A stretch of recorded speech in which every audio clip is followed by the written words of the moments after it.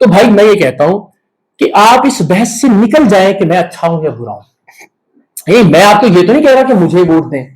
میں آپ سے یہ بھی نہیں کہہ رہا کہ میں وزیر اعظم بنتا ہوں, میں آپ سے یہ بھی نہیں کہہ رہا کہ مجھے لیڈر بنائے. جب میں امیدوار ہی ہوں کسی چیز کا تو میں اچھا ہوں یا برا ہوں یہ بات ریلیونٹ ہو گئی. میں تو کہہ رہا ہوں آپ لیڈر بنیے, میں کہہ رہا ہوں آپ وزیر اعظم بنیے, میں یہ کہہ رہا ہوں اس سے قرآن مجید پہ حلف لے لیجیے کہ میں کبھی زندگی میں کوئی عہدہ نہیں رکھوں گا. تو پھر میرے اچھے اور برے ہونے کی بحث سے جتنا مرضی ڈنڈورا پیٹے, نہ مجھے فرق پڑتا ہے نہ اس تحریک کو یا اس نظریے کو کوئی فرق پڑے گا. آپ اس بات پر بحث کریں کہ جو بات یہ کر رہا ہے وہ بات ٹھیک ہے یا نہیں.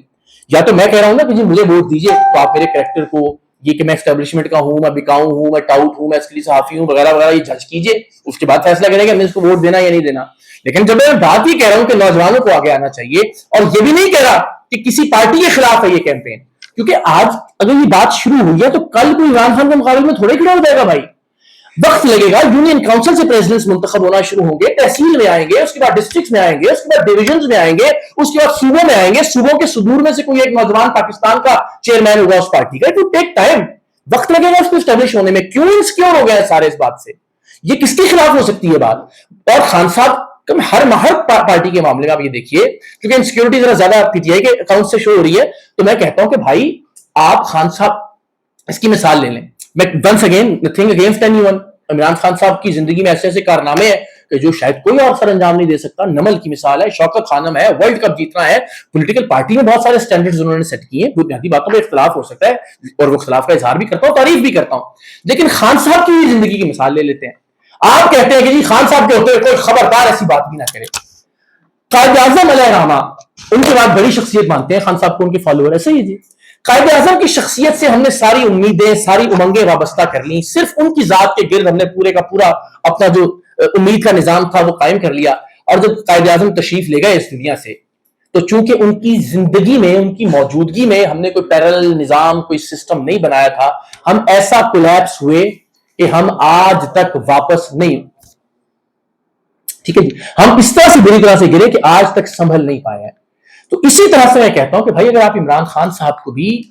قائد اعظم کے بعد ایک بڑی شخصیت تصور کرتے ہیں, سر آنکھوں پر آپ کا, یہ شاید میرے نزدیک بھی کچھ ایسی ہی بات ہوگی کہ شاید وہ پاپولر ترین تاریخ کے پاکستان کے لیڈر ہے. تو بھائی قائد اعظم کے بعد جب آپ نہیں سنبھل پائے تو یہ کیوں توقع کرتے ہیں کہ عمران خان صاحب کا اللہ ان کو لمبی زندگی دے, ان کو صحت اور تندرستی دے, لیکن یہ ان کی زندگی کے اندر کوئی نظام وضع کر لیجیے, ان کی زندگی کے اندر کوئی سسٹم بنا لیجیے. بس یہ میری درخواست ہے. یہ مت سمجھیں کہ کسی کے مقابلے پہ کوئی چیز آ رہی ہے, یہ مت سمجھیں کہ کسی کو مائنس کرنے کے لیے کچھ لایا جا رہا ہے. بھائی سسٹم میں نوجوانوں کو پلس کر دیں, اور پلس بھی کسی کے کہنے پر, کسی کی نامزدگی پر, کسی ایک شخص کی پسند ناپسند پر مت کیجیے, بلکہ اس بنیاد پر کریں کہ میرٹ کیا کہتا ہے. الیکشن کے ذریعے وہ لوگ آگے آنا شروع ہوں. تو میرے نزدیک یہ وہ طریقہ کار ہے کہ جس کے ذریعے ہم پاکستان کے بہت سارے مسائل کا حل کر سکتے ہیں. آپ جتنے مسائل بھی مجھ سے ڈسکس کریں گے, آپ کہیں گے جی عدلیہ کا پرابلم ہے, آپ کہیں گے جی نا انصافی ہے, آپ کہیں جی لا قانونیت ہے, آپ کہیں جی تعلیم کا مسئلہ ہے, آپ کہیے جی اس ملک کے اندر بے امنی ہے, جو مسئلہ بھی آپ مجھ سے ڈسکس کیجیے گا, سوال کریں گے, مجھے یقین ہے بہت سارے ریپیٹیشن کے ایک ہی طرح کے سوال ہوتے ہیں, لیکن میں اس کا ایک جواب ابھی دے دیتا ہوں آپ کو کہ بھائی ہر مسئلے کا ایک حل ہے کہ آپ اپنے سسٹم کو ٹھیک کریں. اور آپ کا سسٹم تب ٹھیک ہوگا جب اس کو چلانے والے لوگ ٹھیک آئیں گے اوپر, اور لوگ تب ٹھیک اوپر آئیں گے جب آپ لوگوں کو اوپر لانے والے نظام کو میرٹ اور جمہوریت پر رکھیں گے. تب آپ کے لوگ ٹھیک آنا شروع ہوں گے, وہ لوگ ٹھیک فیصلے کریں گے, وہ لوگ ٹھیک سسٹم بنائیں گے, اور الٹیمیٹلی وہ آدمی جس کی زندگی کا منبع و مقصد خود وزیر اعظم بننا ہے, وہ اسٹیبلشمنٹ سے ڈیلیں بھی کرے گا, وہ لالچ کا شکار بھی ہوگا, وہ اپنی ذات کے ارد گرد فیصلے کرے گا. اس کی مثال میں بار بار دیتا ہوں, اور آپ سے خاص طور پر آپ سے درخواست ہوگی ذرا پلیز توجہ سے دیکھیے گا. ہم ایک ازیوم کر لیتے ہیں, ایک سینیریو, آپ کو شاید یہ بات سمجھ آ جائے, یہ چیپٹر کسی حد تک کلوز ہو جائے گا, کہ ہم کہتے ہیں اسٹیبلشمنٹ کا پرابلم. یہ بالکل ٹھیک بات ہے, اسٹیبلشمنٹ پاکستان کا ایک بہت بڑا ایشو ہے, رہا ہے, اور اس وقت بھی ہے, اور انفارچونیٹلی اس ایشو کو ہمیشہ سپورٹ کیا ہمارے سیاستدانوں نے. کبھی کوئی ایک ان کا ساتھ دیتا ہے, جب وہ نہیں ہوتا تو کوئی اگلا ان کا ساتھ دیتا ہے. میں آپ سے یہ عرض کرتا ہوں کہ یار ایک سائڈ ہم تھوڑی ٹھیک کر سکتے ہیں,